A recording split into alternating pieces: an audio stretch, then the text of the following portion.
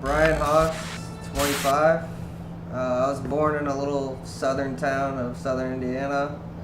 Um, Everything was like normal. I figured in high school and even growing up, my parents split right when I was like 4 years old. So, that made it difficult even though they lived like a mile apart from each other. I had to go back and forth like every 17 days. Um, my drug use and everything didn't really start it. My DOC is heroin, opiates, alcohol. Um, my drug use really didn't take off until about like middle school. Playing football and everything like that. Got injured for a little bit. That started me on the painkillers, and then that just took me completely out of myself until that wasn't enough, and I had to start going to the parties all the time, trying to fit in everywhere I could because I didn't feel like I fit in at home, because going back and forth, it made it difficult to like really fit in with even your family, especially when you got two different sides going back and forth.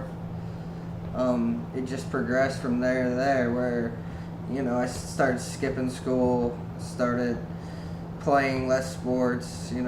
By the time my senior year came, I had scholarships lined up and everything. I ended up blowing those all off and not even playing my senior year in football and wrestling. I went on just to keep, all I looked forward to was Friday night, right after the game, just going out and partying until it got till, what are we doing on Monday, Wednesday? It didn't matter what day it was just one thing after another.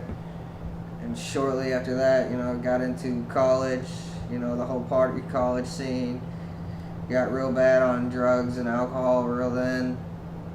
To the point where when I came back to get my degree back home, I started skipping school even more, and I just completely blew my degree off.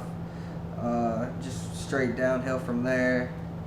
Went to jail shortly after I dropped out of college.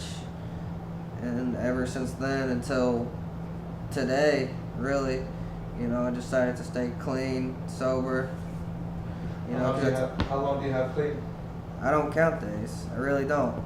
I have a little bit of time under my belt, but, it doesn't matter if one person has one day or somebody has a million days. They're only one step, one bad thought away from drink or drugs, so that's why I only take it one day at a time, really.